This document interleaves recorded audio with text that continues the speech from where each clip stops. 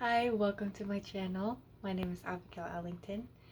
In today's video, you're going to be learning how to be aware if you are a judgmental person, if you're not, what it means to be judgmental, and if you learn that you are not a judgmental person in this video, I'm going to explain to you what is actually going on in your consciousness so that you may be able to use these energies that you're experiencing that you may mislabel as you being judgmental to really up level you into the next phase and version of yourself that you are so ready to move into. So first, the vibrational frequency of judgmentalness is a really low frequency of consciousness. So when you first spiritually awaken, you know how do you remember what it was like to be completely unconscious and on autopilot all the time? I remember it so vividly. So if you remember what that feels like, where it's you're kind of just globbling through life, this is where this frequency of judgmentalness lies. And it's also patterned in people who have a coping style with life that is avoiding accountability. When someone copes by avoiding accountability, one of the traits of this is judgmentalness. And so judgment and judgmental are two different things. And the way that I like to explain judgmentalness is judgment is based on the facts of objective reality. Judgmentalness is judgment that is created based on a person's mind, their emotions, what's happening within them. And this is where the avoiding accountability piece comes in, because they, for lack of a better term, it's being judgmental is a way to blow off steam, to kind of discard energy inside. So people who are judgmental, they don't have, like I said, it's a really low state of consciousness, so they don't have self-awareness. They don't understand themselves, which means that they don't understand others, which means that their reactions aren't going to be coming from this place of understanding. And the more understanding that someone has about themselves, the more they understand others, the more understanding someone has about the world and situations, the easier it is to stay regulated, stay calm, and to have good judgment on things.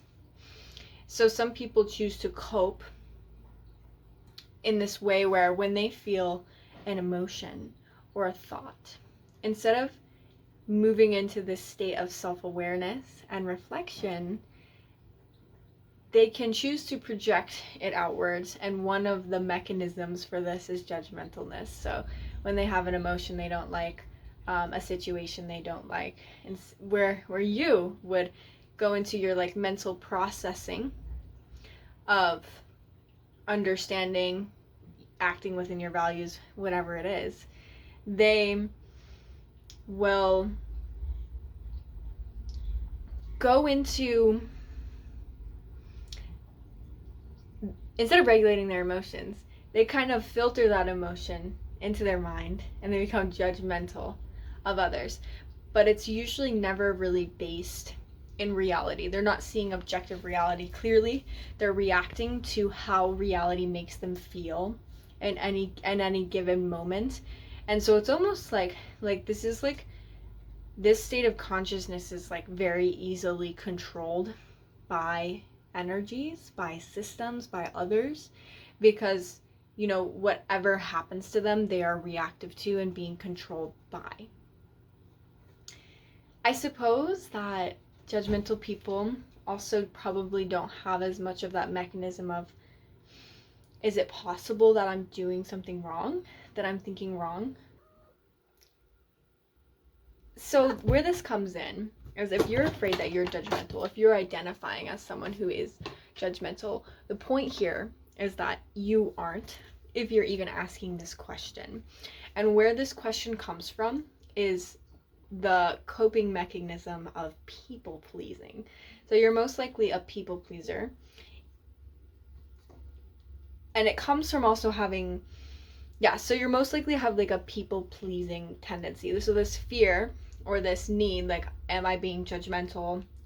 Am I too judgmental? Am I being mean? This type of fear, it comes from insecurity, but insecurity in your sense of self and what is right and wrong for you. And the really beautiful part about asking this question and allowing yourself to be judgmental in this way is that you are actually in the process of learning what your values and what your boundaries are. So the thing about people pleasing is that when we're trained to be people pleasers, at some point in time, we learned that we have to be nice in order to be good or be safe or be likable.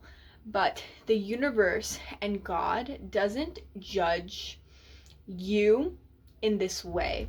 So if there was like a high council that was like judging your behaviors, there's a key difference between you at this stage of your life and people who are truly judgmental. And that difference is that you are reacting to reality. When you see behavior that you don't agree with, that you're not okay with, or when you experience injustice or something that hurts you, and you have negative thoughts about others, this isn't judgmentalness. This is a response to reality. And this is information that your body is giving you, that this experience is something that you were trained to tolerate and accept as normal, but that is not normal for you. That is not okay with you. And so in this process, you're actually learning like what is different from you. So what you see in others that triggers these kind of like negative thoughts is showing you like, this is me, this is you. This is where boundaries come into play. So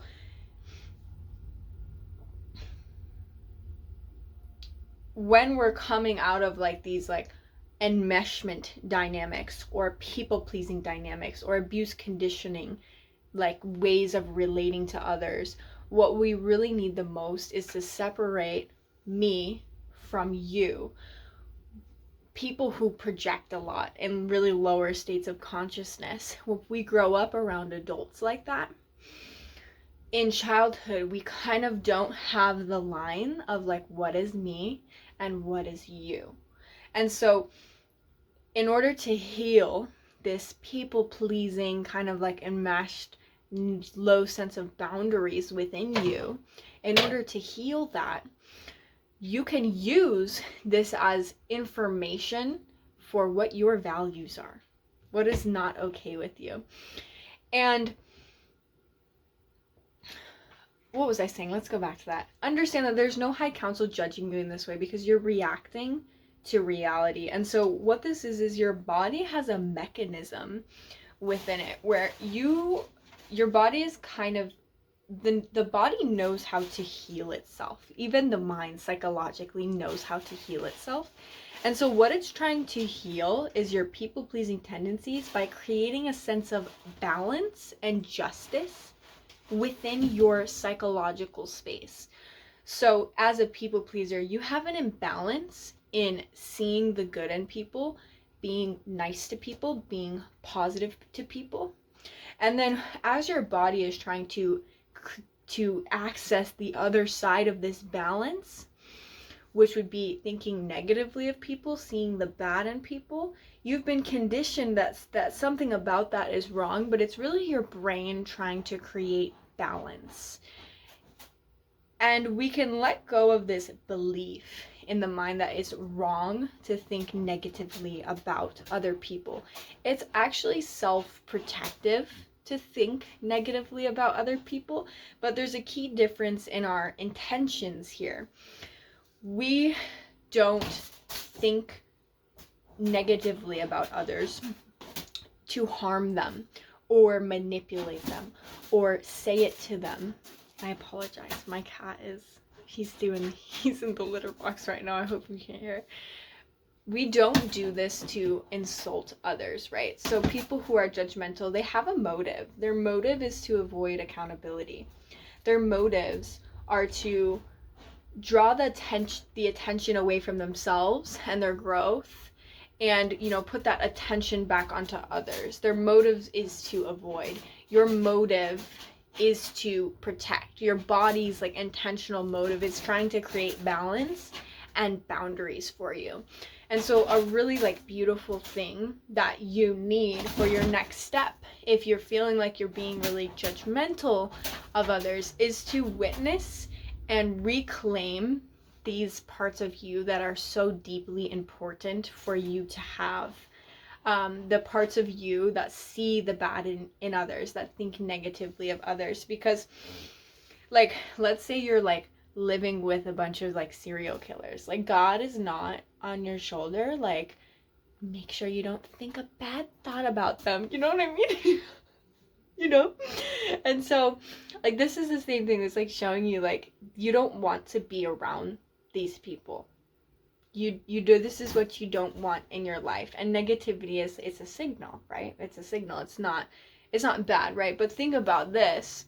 If a negative person with kind of poor intentions, poor integrity, wants you in their life, how they're going to unconsciously train people to stay in their lives is by teaching them that it's bad for them to see through them, to think badly about them, to talk negatively.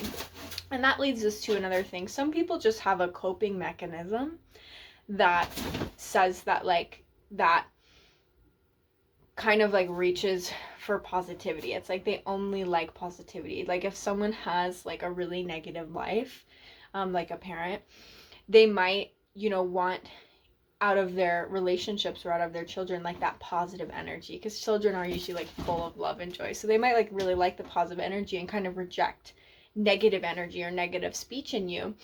And that is another way that trains this people-pleasing energy into you. Being negative is wrong. Being negative is not wrong. It's okay to be negative.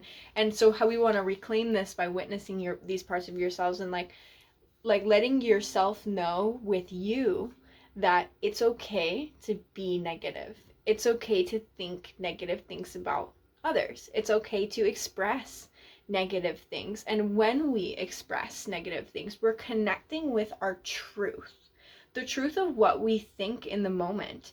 And in connecting with that truth, we allow that truth to evolve to the higher levels. Where we get stuck is when we don't see that truth. We don't allow ourselves to see the truth, to feel the truth, to accept that hey, this is me right now. And that's okay. And I love that about me. And when we don't accept that, that's why we have this plague of stagnation on earth, because many of us were taught that to truly see ourselves and connect with our own truths, that there's something wrong with us. But really your antidote is going to be to allow yourself to see these negative thoughts. And so this is actually the season where you're able to break a lot of generational curses. One moment. Another reason why your mind is bringing up these negative thoughts, asking you to process and witness these negative thoughts, is because if you have inherited these enmeshment patterns, people-pleasing patterns, conditioned to be abused type of patterns, vulnerability to abusers, the negativity, aka the truth of your family's experience, hasn't been witnessed yet. Therefore, it hasn't been able to evolve. This is where we have those generational trauma cycles. Narcissistic abuse conditions one to suppress the truth, trains one to believe that the truth is wrong. like your negative thoughts. Conditions one to believe it is wrong, and in that, the truth is suppressed, so then the illusions that narcissistic abusers rely on stay intact. When the truth is not witnessed, it's not able to evolve. So in this process of you learning your own values, your own boundaries, you witnessing the important parts of yourself, you're witnessing these parts of yourself that have been suppressed in your family line for years and years and years and years and years and years, which is incredible. It's incredible. You can create huge change in your family line. And I'll go a little bit deeper. How this works is like, you have here in the present day in 2026, our experience is different than the experience in the 1920s, for example. But the energy of your experience is the same. So the same energies that are kind of a curse in your family line, not really a curse, but more like a block, a stagnation, a trauma, those energies are the same. So you are experiencing the same energies, even if it looks a little bit different, that have been passed down generation from generation from generation. And this is why we see in society like how things have changed, but like, has society changed all that much? Yeah, I mean, it's changing a little bit, but things just tend to evolve in a different way in society. So this then comes with the nuance of judgmentalness and negativity. So what you are labeled, what we may be afraid is us being judgmental, is the truth waiting to be seen so that we may expand. What is actually judgmental is this state of reactivity when someone's growth and values in life are aligned with illusions and narcissism, which is things like avoiding accountability, not seeing the self, understanding the self.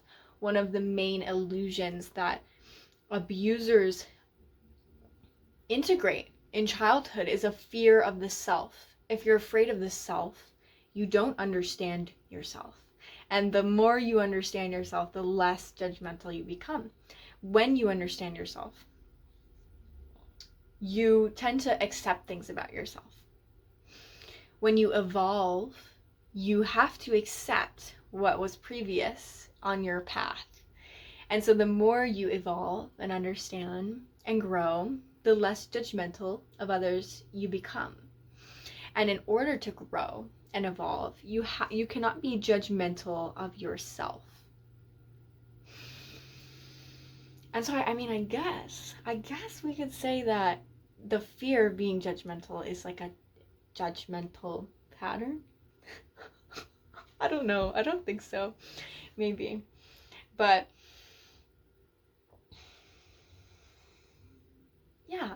Another thing about judgmentalness is that just like it can be just like all the other signs of what it could be, it could also be, it's an uncommon sign that you have an energetic cord with someone. That someone in your, like we said, it's like someone is in your reality that you don't want in your reality. So it's a sign that like there's someone in your reality that you're not seeing the full truth about. You're not seeing the full truth about their behavior. And these like negative thoughts that are coming into your awareness, they're trying to show, it's like a little like signal like, hey, there's something here that we're not seeing. At some point in time, you are gaslit. You missed something. You missed a red flag. And so it's like a little signal like, hey, this is in my reality. This goes against what I want in my reality, what my truth is, what my authentic self is aligned with in the moment at this point in time. So let's go back and figure that out. And so it's kind of a sign of the connection It's kind of like that two-way flow of energy between two people when they're connected in this toxic way, where it's almost like there's like a hook in your energy field that kind of hijacks the mind and creates all these negative thoughts. And this is the thing about narcissistic abuse, how when low vibrational people hook you to them, the hook only exists when there's some form of illusion or truth that you're not seeing. So when you get to that truth, get to that, see that truth, you kind of undo the hook that is connecting you to that person. You'll notice the judgmental thoughts go away. Another thing, objective observation of reality is a skill in people who are non-judgmental. Objective observation of reality. This means that you can see other people's behavior without any internal motivations that maybe, like, for some people, like, they need to be superior to others. So when they're observing others, they're trying to look for reasons why they're superior. So they're going to overlook the positive traits in other people. Another example of this would be like I said, if someone wants to avoid accountability when they get triggered, they'll be like, you're ugly. If they want to avoid their envy, their jealousy, you're this. They'll make up labels for this. But when you don't have these types of like toxic motivations within you, you are far less judgmental of others because there's no need to distort the truth. Another need that you may have to distort the truth could be simply because you are afraid of what you will see. If you're afraid of your own feelings, when we're a child and we grow up in abuse or toxicity, which everyone has been exposed to narcissistic abuse, if not in the family, in society somewhere, if you grew up in that, the mind has to distort the truth about other people's behavior, because a child, especially if a child doesn't have support, a child can't process what is occurring within them. Within their reality. And so you might have this mechanism of the truth being distorted. So that might make you judgmental of others. And this comes in with like those hijacking, like, negative thoughts of toxic people. It's like there's a truth that's still being distorted. And once you can get to the bottom of like what is objectively real in reality, your read on them, your discernment of the situation, is when you can kind of come back into this inner state of balance and peace, and kind of like focusing and bringing your energy back into yourself. And really, like, this is like a true bringing of the energy back into the self, because when we are conditioned in this way to kind of lack boundaries, lack our values, people please, we tend to just be an open book for anyone around to kind of like have access to us, to our energy spiritually. In the spiritual realm, this is like that cord, that we're an open book for others to have access to us. And you kind of want to close that book and come back, and then you can give to others when you know that you can that you will receive. And this is the essence of sovereignty. So this fear that you have of being judgmental, it's the beginning of the building of your boundaries within yourself, of your discernment. If you can see it on this path in the way that I've described. But the key takeaway I want for you to know is that, like, if you're watching this video, you're most likely not judgmental, because judgmentalness is a very low state of consciousness that is born of like narcissistic behavior, avoiding accountability, motivations to avoid rather than grow. If your motivations are to grow, there's likely something else going on. You're trying to learn your boundaries and your values. There's something about someone that you're not seeing, a truth that needs to be revealed. You are ready to witness your truth and evolve and potentially break generational curses in your family line in this process. So if you want to learn more about how to set boundaries, you can watch this video. I'll link it up here. Thank you for watching. My name is Abigail Ellington, and I will see you in the next one.